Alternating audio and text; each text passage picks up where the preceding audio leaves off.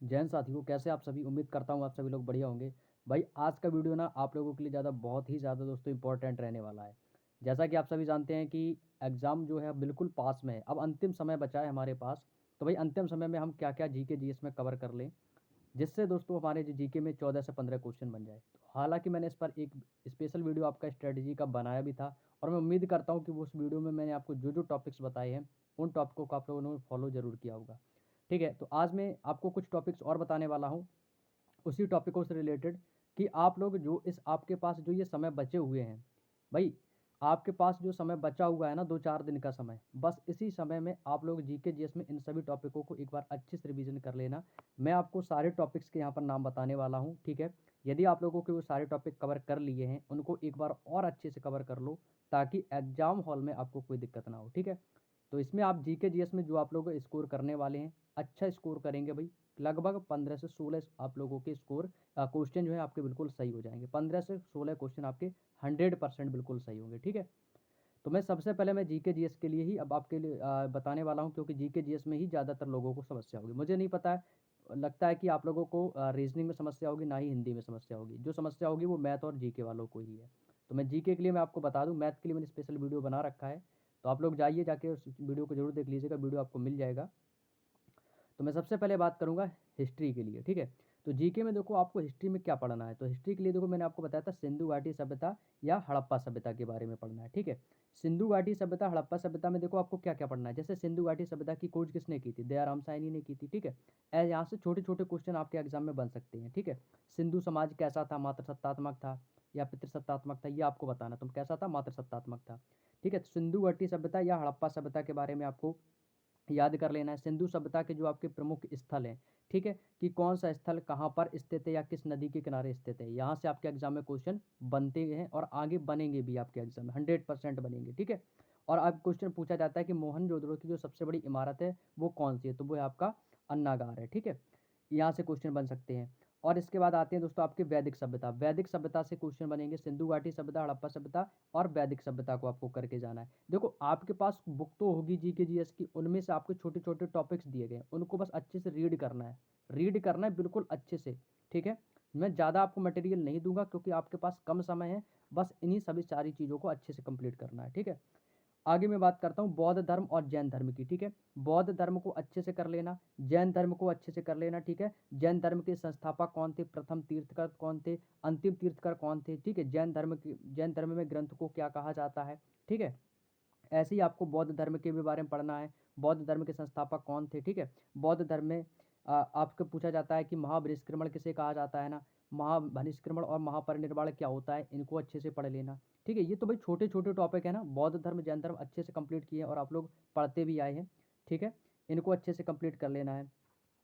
इसके बाद इसके बाद दोस्तों बौद्ध की जो प्रमुख संगीतियाँ हुई हैं, इनको अच्छे से कंप्लीट कर लेना कि प्रथम बौद्ध संगीत कहाँ पर हुई है, ठीक है? ये इनको अच्छे से कर लेना। आपकी लगभग 3 से 4 बौद्ध संगीतियाँ हुई हैं, इन चारों बौद्ध संगीतियाँ कहाँ पर हुई हैं, बस ये सबसे इम्पोर्टेंट है, इनको अच्छे से कर लेना। इसके मैं बात बात करता हूँ दोस्तों दिल्ली सल्तनत की, ठीक है? दिल्ली सल्तनत और विजयनगर साम्राज्य। विजयनगर साम्राज्य की नींव किसने रखी, ठीक है? दिल्ली सल्तनत का समय काल, ये सब आपको अच्छे से कंप्लीट कर लेना है, ठीक है? इसके बाद मैं आपको बताना चाहूँगा कांग्रेस की स्थापना और कांग्रेस के जितने भी प्रमुख सम्मेलन हुए हैं, इनको अच्छे से रीड करना है, ठीक है? कांग्रेस की स्थापना और कांग्रेस के प्रमुख सम्मेलन के बारे में आपको पढ़ के जाना है, ठीक है? यहाँ से आपका कोई भी क्वेश्चन स्किप ना हो, इसलिए मैं कह रहा हूँ इनको अच्छे से रीड करना, ठीक है? प्रमुख आंदोलन याद कर लेना, जैसे कि आपके भारत छोड़ो आंदोलन हुआ, असहयोग आंदोलन हुआ, अभ्युदय अवज्ञा आंदोलन हुआ, ठीक है? ये कब शुरुआत हुई, किसके नेतृत्व में हुआ है, इनको आपको अच्छे से कंप्लीट कर लेना है, ठीक है? इनको बहुत ही अच्छे से आपको सारी चीज़ों को कंप्लीट कर लेना है, ठीक है? चलिएगा, और इसके बाद मैं आपको बता देता हूँ, जैसे कि देखो विजयनगर जो साम्राज्य में मैंने बताया था, विजयनगर साम्राज्य से क्वेश्चन बहुत पूछा जाता है। क्वेश्चन वो पूछा जाता है कि बताएगा कि विजयनगर साम्राज्य का महानतम शासक कौन था? महानतम शासक, तो वो कौन थे? कृष्णदेवराय थे। ये क्वेश्चन आपके लिए इंपॉर्टेंट साबित हो सकता है, ठीक है? ठीक है? और ये बाबर के समकालीन था, तो यहाँ से विजयनगर साम्राज्य से क्वेश्चन बनना तय है भाई, ठीक है? अच्छे से कंप्लीट कर लेना भाई, बहुत ही इंपॉर्टेंट मैं आपको सारी चीज़ें बताने वाला हूँ, ठीक है? और इसके बाद आपको क्या करना है, अंग्रेज़ों का आगमन, जिसमें से आपके 1857 की क्रांति और आपकी जितने भी युद्ध हुए हैं ना, पानीपत का प्रथम युद्ध, द्वितीय युद्ध कब और कब लड़ा गया, किसके बीच लड़ा गया, किसकी जीत हुई, किसकी हार हुई, ठीक है? बक्सर का युद्ध, ये सारे युद्ध आपको कंप्लीट कर लेने हैं। आपके पास जो भी बुक है ना जीके की, उसमें आपको सारे युद्ध आपको क्रम से दिए गए होंगे, उनको अच्छे से पढ़ के लेना है, ठीक है। इसके बाद आपको क्या करना है, प्रमुख संस्थाएं, जैसे कि आपकी जितनी भी प्रमुख संस्थाएं हैं उनकी स्थापनाएं कब हुई हैं, ठीक है, उनकी स्थापनाएं कब हुई हैं, इनको आपको अच्छे से कंप्लीट कर लेना है, ठीक है। जितनी भी आपकी संस्थाएं हैं इनको अच्छे से कंप्लीट कर लेना है। और प्रमुख संस्थाओं में मैं आपको बता देता हूँ जो सबसे ज़्यादा इंपॉर्टेंट है, जैसे कि आपका है एक ब्रह्म समाज की स्थापना, ठीक है, आर्य समाज और प्रार्थना समाज, ठीक है, इन तीनों को अच्छे से कंप्लीट कर लेना। और महत्वपूर्ण आपके जो विद्रोह हैं, संताल विद्रोह, मोपला विद्रोह, ठीक है, मुंडा विद्रोह, ठीक है, ये सब आपके जितने भी महत्वपूर्ण विद्रोह हुए हैं इनको एक बार अच्छे से आप लोग कंप्लीट कर लेना, ठीक है। और एक बार पूना समझौता और पूना पैक्ट के बारे में भी थोड़ा बहुत पढ़ लेना, ठीक है। और इसके बाद हिस्ट्री में तो आपका बस इतना ही है, ठीक है, इतने से ज़्यादा आपको कुछ ज़्यादा कवर नहीं करना है, ठीक है। इसके मैं बात बात करता हूँ दोस्तों पॉलिटी की। तो पॉलिटी के लिए आपको सबसे पहले तो आर्टिकल आर्टिकल में बात बता दूँ तो 1 से लेकर 18 तक के आपको आर्टिकल सभी कंप्लीट कर लेने, ठीक है। 1 से लेकर 81 तक, 1 से लेकर 81 तक के आपको जितने भी अनुच्छेद हैं ये सभी आपको अच्छे से पढ़ लेना है, ठीक है। इसके बाद आपको प्रमुख रिट पढ़ लेनी है, प्रमुख रिट, ठीक है, जैसे सुप्रीम कोर्ट की रिट कितनी होती है, 5, हाई कोर्ट भी 6, ठीक है। तो ऐसे आपको जितनी भी आपकी रिटें हैं इनको आपको अच्छे से पढ़ लेना है। और इसके साथ साथ आपको लोकसभा, राज्यसभा, संसद, निर्वाचन आयोग, इनके बारे में पढ़ना है, अध्यादेश, ठीक है। इन सभी चीज़ों को अच्छे से कंप्लीट करना है आपको पॉलिटी के लिए, ठीक है। इसके साथ दोस्तों आपको भारतीय संविधान की प्रमुख अनुसूचियां पढ़ लेना है, ठीक है। अनुसूची जैसे कि पहली अनुसूची में क्या है कि संघ राज्यों के बारे में बताया गया है, केंद्र शासित प्रदेश का उल्लेख है ना। और ऐसे ही आपको दूसरी अनुसूची में पदाधिकारियों के दिए जाने वाले वेतन भत्ते का उल्लेख किया गया है, ठीक है। तो ये सब आपको कंप्लीट कर लेना है, ठीक है। और आपको मौलिक अधिकार के बारे में पढ़ लेना है, ठीक है, कि मौलिक अधिकार भाग किस में आता है, 3 में आर्टिकल 12 से 35 तक मूल अधिकारों का वर्णन किया गया है, ठीक है। तो ये आपको संविधान की जितनी भी अनुसूचियाँ इनको पढ़ लेना है, 1 से लेकर 81 तक के आर्टिकल आपको अच्छे से कर लेना है। और मौलिक अधिकार के बारे में पढ़ लेना है, ठीक है। एक क्वेश्चन दोस्तों बहुत पूछा जाता है कि राज्य के नीति निर्देशक सिद्धांत कहाँ से लिए गए, आयरलैंड से लिए गए। ये क्वेश्चन आपके लिए इंपॉर्टेंट साबित हो सकता है। आसान है, सभी लोग कर लेंगे, ठीक है, लेकिन 1 लाख बार आप अच्छे से इनको कंप्लीट जरूर कर लेना है, ठीक है। और अब मैं इसके बाद बात करता हूँ दोस्तों इकोनॉमिक्स की। तो देखो इकोनॉमिक्स में बिल्कुल छोटा सा मैं ज़्यादा नहीं बताऊंगा आपको। देखो क्या पढ़ लेना है, जनगणना के बारे में पढ़ लेना है, ठीक है। जनगणना के बारे में आपको पढ़ लेना है, जीएसटी के बारे में पढ़ लेना है, पंचवर्षीय योजना है, विमुद्रीकरण है, और आपकी राष्ट्रीयकरण है, अध्यक्ष है, सबसे बड़ी मुद्रा क्या है, आरबीआई के बारे में पढ़ लेना है, आरबीआई का मुख्यालय कहाँ पर है। ये सारी चीज़ें आपको अच्छे से कंप्लीट कर लेनी है। इसके बाद में बात करता हूँ दोस्तों भूगोल की। तो भूगोल में आपको कुछ नहीं पढ़ना है, आपको देखो सबसे ज़्यादा इंपॉर्टेंट चीज़ है विश्व की प्रमुख जनजातियाँ पढ़ लेनी है, ठीक है। जनजातियों से क्वेश्चन आपका बन जाता है। और आपके जैसे हिमालय हैं, विभिन्न हिमालय की विभिन्न चोटियों के बारे में पढ़ लेना है, ठीक है। भारत की जितनी भी प्रमुख नदियाँ हैं, सहायक नदियाँ हैं, इनके बारे में आपको अच्छे से पढ़ लेना है, ठीक है। और भारत की दोस्तों जो पड़ोसी देश हैं और उनकी क्या क्या मुद्राएं हैं, उनकी राजधानियाँ हैं, ठीक है, इनको तो पढ़ लेना है। और प्रमुख बांध पढ़ लेना है, ठीक है। और आपकी जितनी भी नदी घाटी परियोजनाएं हुई हैं, ठीक है, इनके बारे में पढ़ लेना है। जैसे दुलस्ती परियोजना आपके लिए सबसे ज़्यादा इंपॉर्टेंट है, ठीक है। तो ये सब पढ़ लेने हैं। और आपको भारत की विभिन्न चोटियाँ और प्रमुख दर्रों के बारे में पढ़ लेना है, ठीक है। और जो भी जल संधियाँ हुई हैं इनके बारे में भी थोड़ा थोड़ा सा आपको अच्छे से चीज़ों को क्लियर कर लेना है, ठीक है। अब भाई यहाँ से क्वेश्चन देखो बनेंगे, जो जो मैं टॉपिक बता रहा हूँ यहाँ से क्वेश्चन बनेंगे आपके एग्जाम में, ठीक है। बस इन सभी चीज़ों को अच्छे से आपको कंप्लीट करते चलना है, ठीक है। इसके मैं बात बात करता हूँ दोस्तों स्टैटिक जीके की। देखो स्टैटिक जीके का क्वेश्चन तो आपके एग्जाम में बनना है। जैसे कि आपके प्रमुख लोक नृत्य हो गई, ठीक है, शास्त्रीय नृत्य हो गई, वादक एवं वाद्य यंत्र हो गई, ठीक है। और इसके साथ साथ आपके जैसे प्रमुख लोक कलाएं, युद्ध कलाएं, इस पर दोस्तों मैंने आपके जो एनटीपीसी की जो बुक है ना, आरआरबी आरडब्ल्यूए की, उस पर देखो ये मैं टॉपिक करवा भी चुका हूँ, प्रमुख लोक कलाएं, युद्ध कलाओं के बारे में। कई बार वो वीडियो देख लेना, आप समझ लो वहाँ से आपकी सारी चीज़ें क्लियर हो जाएगी। इससे ज़्यादा आपको नहीं पढ़ना है, ठीक है। लगभग 22 मिनट की वीडियो उसको देख लेना, ठीक है। और आपको जितने भी महत्वपूर्ण मैंने दिवस आपको बता रखे हैं और मैंने आपको बुक में भी देखो कराए हैं, वो सभी आपके मंथ के जितने भी आपके 12 मंथ हैं उनके सभी के दिवस आपको अच्छे से कंप्लीट कर लेना है, ठीक है। और जो भी आपकी जो प्रीवियस ईयर आपके जो दिवस पूछे गए हैं उनको अच्छे से पढ़ लेना है, ठीक है। और आपकी जो अभी नवीनतम पुस्तक हैं उनके जो लेखक हैं इनको पढ़ लेना है। और खेल के बारे में पढ़ लेना है, खेल संबंधित प्रश्न पूछे जाते हैं। जैसे कि क्रिकेट में कितने खिलाड़ी होते हैं, हॉकी के में कितने खिलाड़ी होते हैं, है ना, कि क्रिकेट में खिलाड़ियों की मैदान पर संख्या कितनी होती है, रग्बी फुटबॉल में कितने होते हैं, वॉलीबॉल में कितने होते हैं, बास्केटबॉल में कितने होते हैं, ठीक है।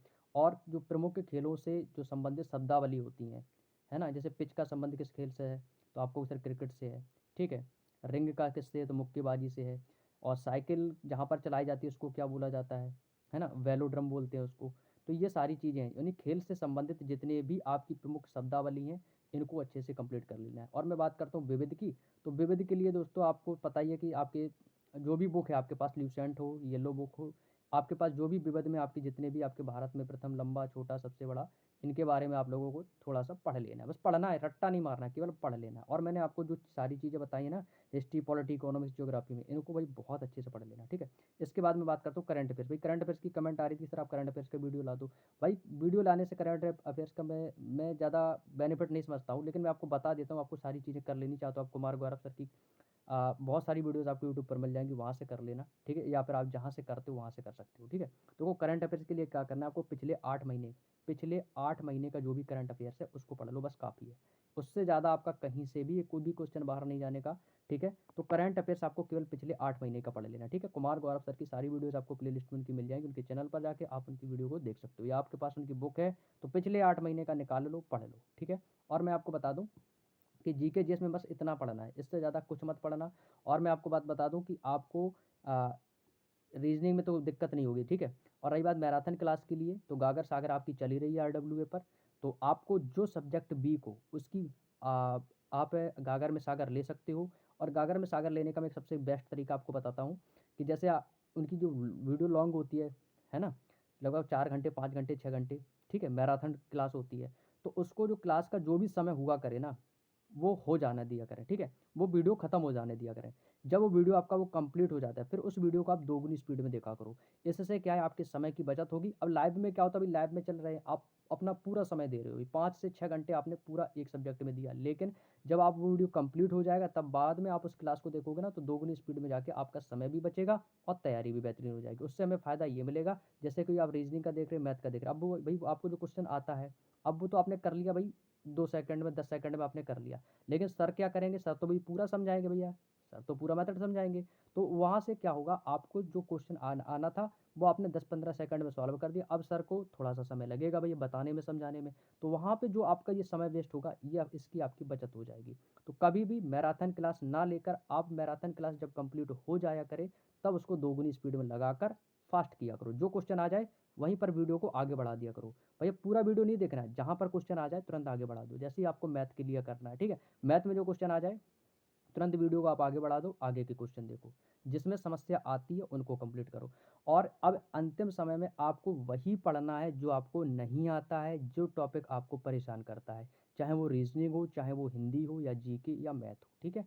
तो जीके के लिए मैंने जो टॉपिक बताए थे भैया, इनको पढ़ लेना, ठीक है। और अब जो मैं आप लोगों के लिए जो प्रिपरेशन करवाऊंगा, वो एनटीपीसी ग्रुप डी के लिए सबसे ज़्यादा आप लोगों की रिक्वायरमेंट आ रही है।